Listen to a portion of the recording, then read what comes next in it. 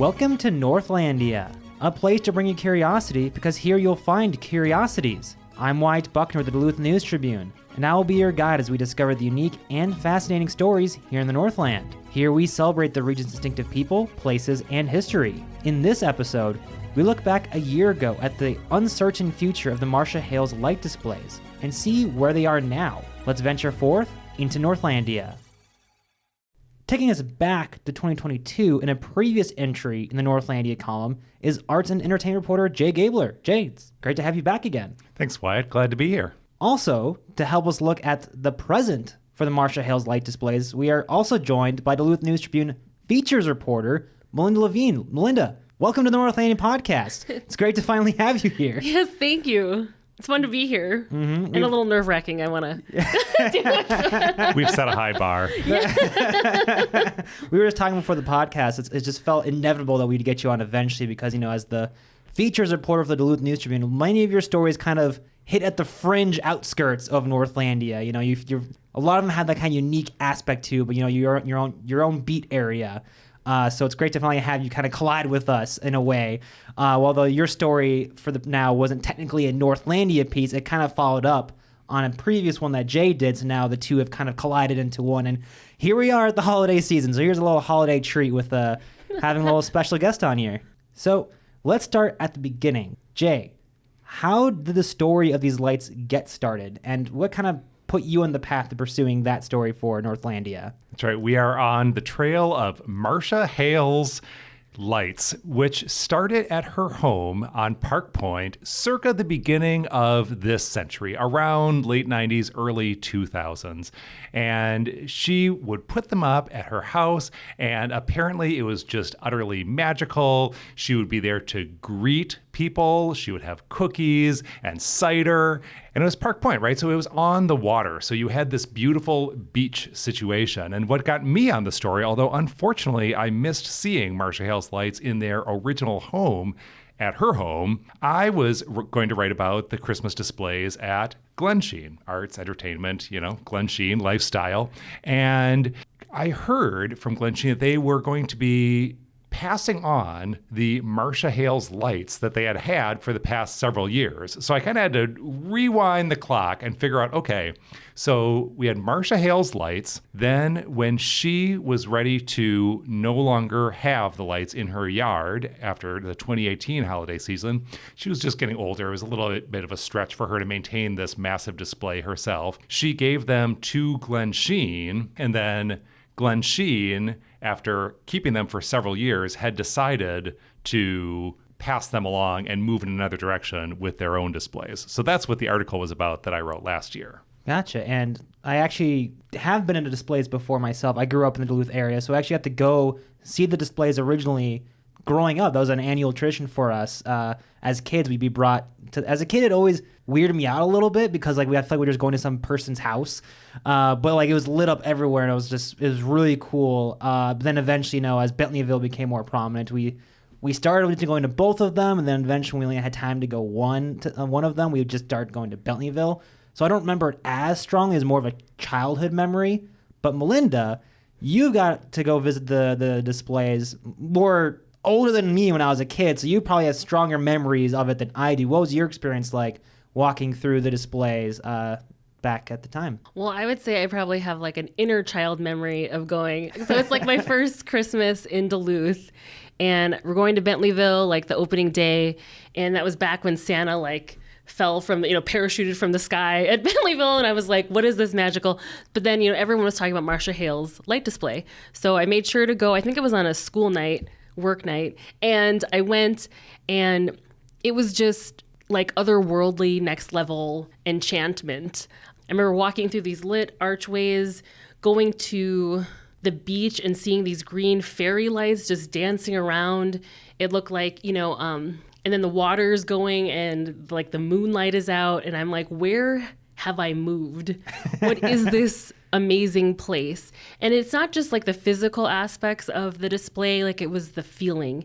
There were families walking through, and it was a more intimate experience and, kind of less crowded and more kind of, being in the moment with each other. And then I didn't know that, I did stop at the cider house at Marcia's, and I didn't know that was her like in there offering cider, but it was a one of a kind experience. And, I feel like living in Duluth, like no matter how long I've been here, I still have those moments like, where have I moved? Like, this is so like mind blowing and cool. And I feel like really illustrates, I feel like, our community here. Mm-hmm.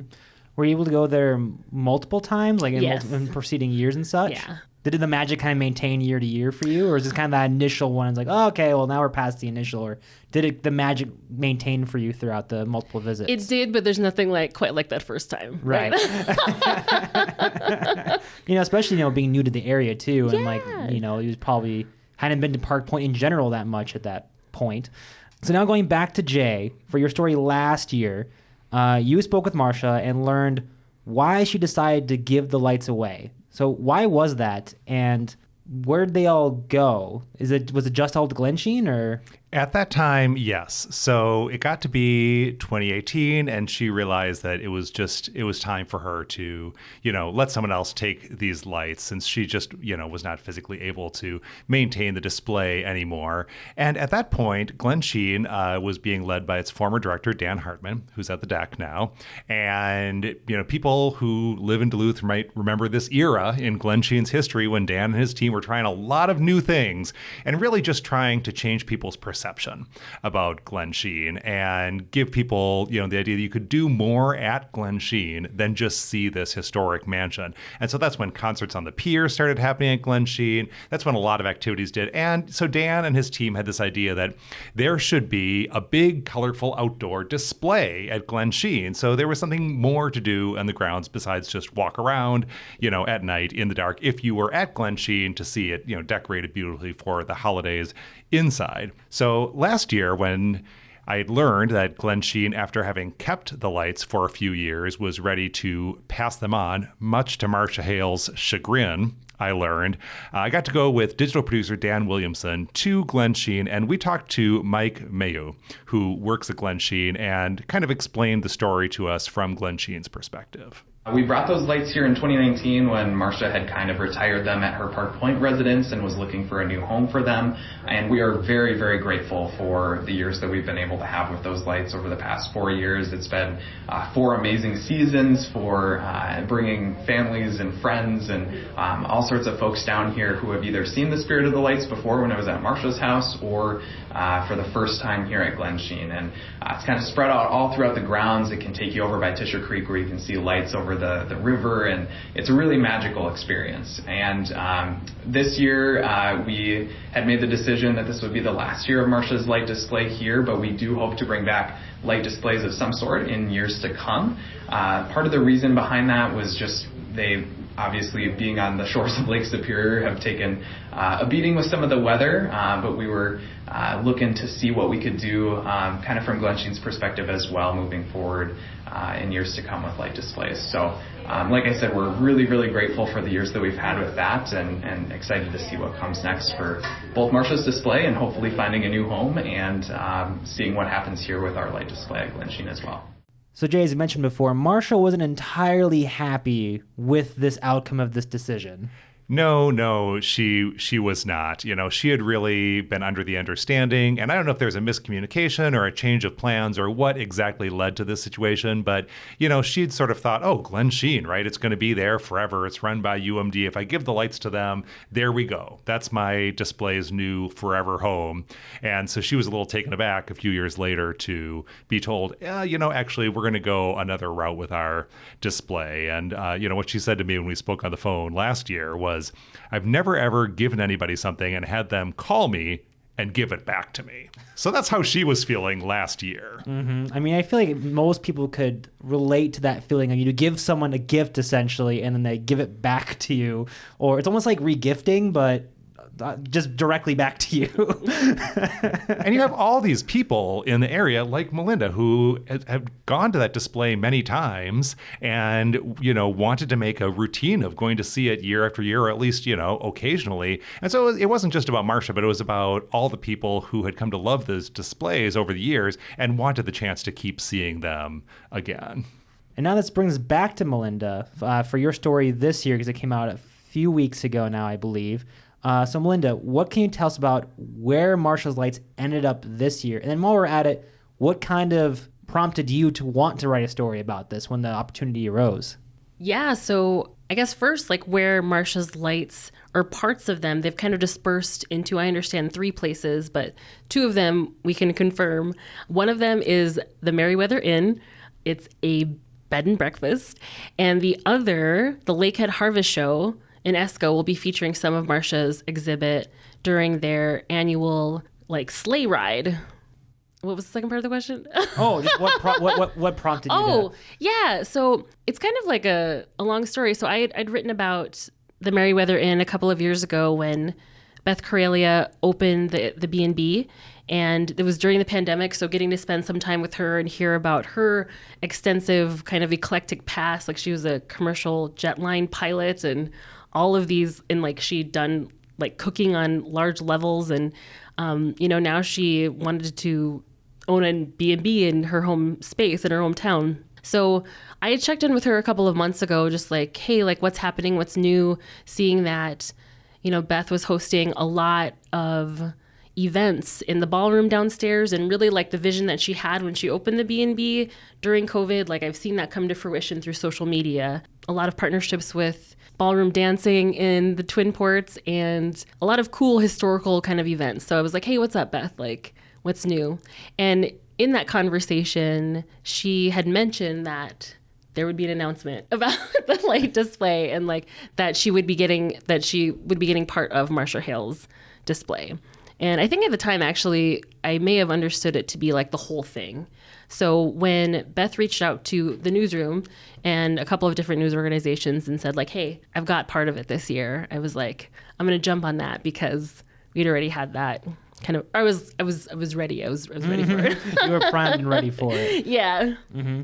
But now to clarify, they didn't all go to her. They kind of broke up. Which now, with the context talking about Jay, your previous story, and kind of what happened with Glensheen, it almost kind of makes sense to kind of spread them out a little bit. It's not all the eggs in one basket, so to speak. Yeah. And reading your article, it sounded like Marcia had many interested parties contact her about getting those lights. So did you find out why she ended up choosing the Merriweather Inn as one of the places to carry on that legacy? Yeah. She said that it was important to her that whoever got part of the display, that they would do it in a traditional sense and really uphold her intention for this. And I think she really had good feelings communicating with Beth on that. And I think also it being a prominent kind of Duluth space that many people could access as well. I think that played a factor. Mm-hmm. And then on the flip side, why did Corelia want the lights for her inn? I think that it was kind of a no-brainer for her. She said that when she heard about it, she was on it just immediately. And for her, she grew up in Duluth, so she has her own experiences walking the display. But I think also, as a business owner, it's a huge attraction for her business. And I think also I'd imagine a personal honor, kind of this passing of the guard to her. Mm-hmm.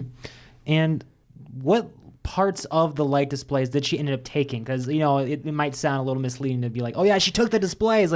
Obviously, if you look at her lights, those are the Marcia lights. It's just a piece of their current lighting display. So what did she end up taking, and where can people see them? Yeah, so you can see it in the front yard. If you're driving in that area, you can see the house from a couple blocks away. It's well lit, and Beth has her own Christmas lights up anyway. But a couple of the pieces that are featured now are this carriage, a light carriage. There is the igloo with the penguins, and then there's what looks like a couple of carolers.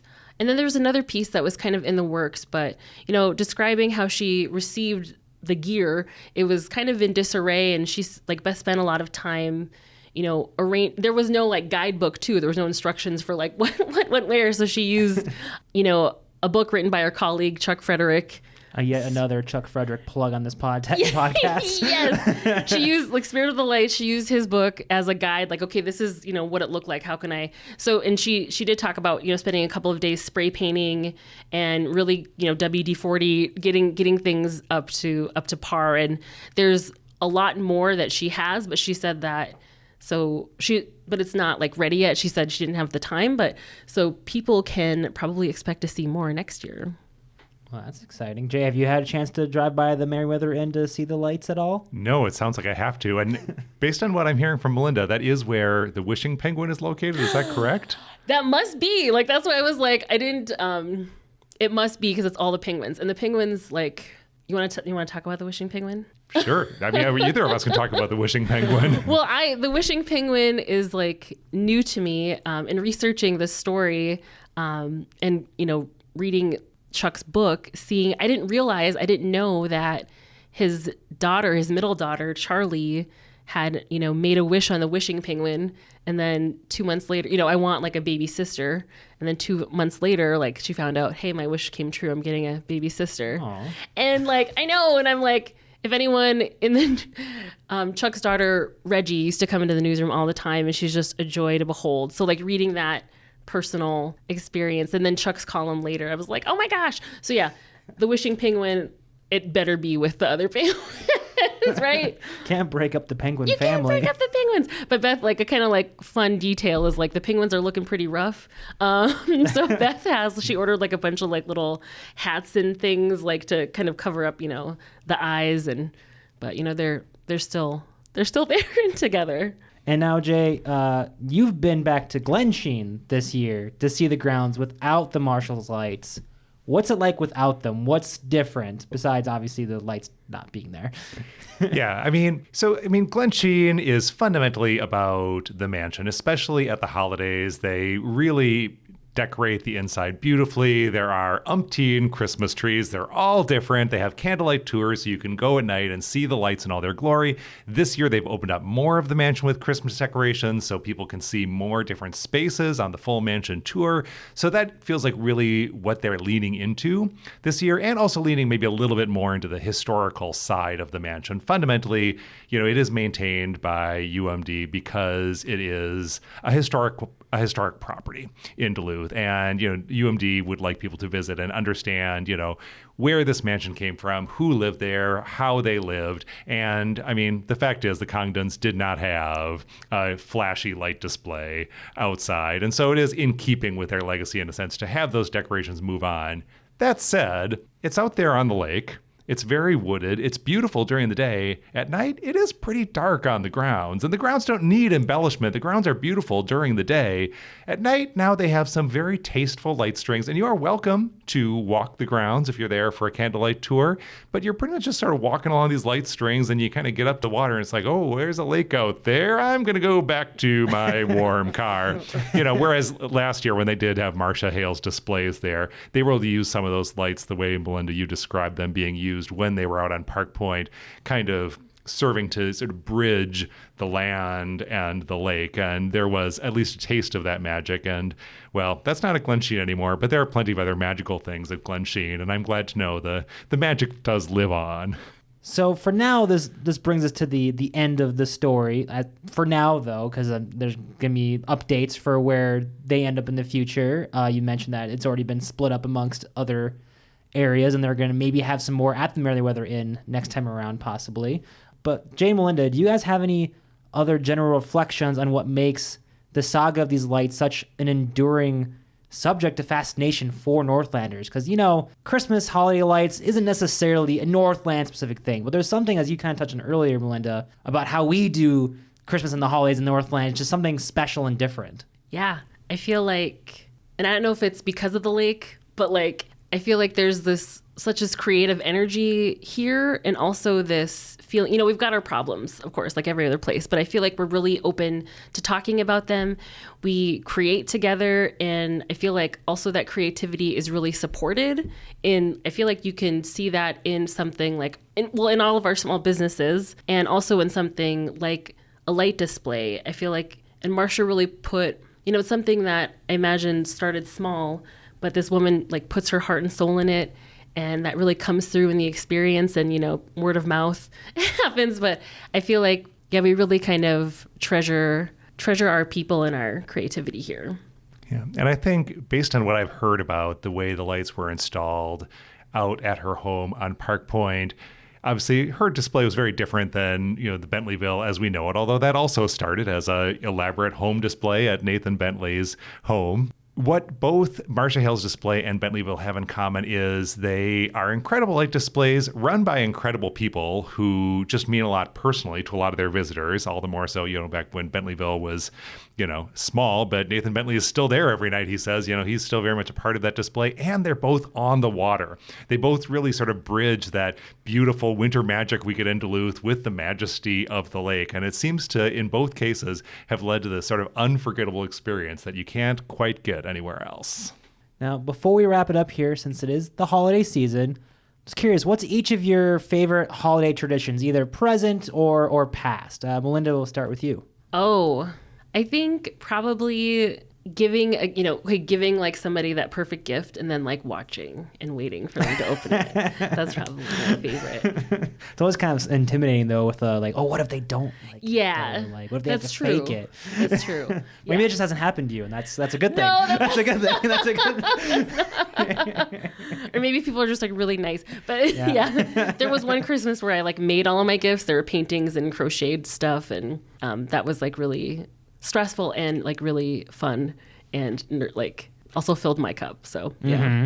And then for you, Jay? When I was a kid, we always had a real tree, but we would typically get it at a lot. Once we went, at least once, maybe twice, but just once or twice did we go as a family to actually cut one down. And I have an indelible image of my dad lying on his belly in the snow, cutting that tree down. I decided, that's a tradition I would like for myself. So for the past several years, when we can, weather permitting, my wife and I go and cut a tree down. And this year, I just decided to go myself during the day and drove up to Abrahamson's tree farm in Duluth and just had this fantastic experience. It's, I just felt very like Duluth in the best way to me because, we would go and cut a tree when we lived down in Minneapolis up until a couple of years ago. And that was also great, but it's kind of a whole production because you have to drive, an hour or so north. And, we had fun with it and brought some friends and, kind of had a convoy. But I'll tell you, Duluth, you just drive 15 minutes, no line, go pick your tree, cut it, get checked out, they bag it, toss it in the car, drive home, 15 minutes. You can do it over lunch break.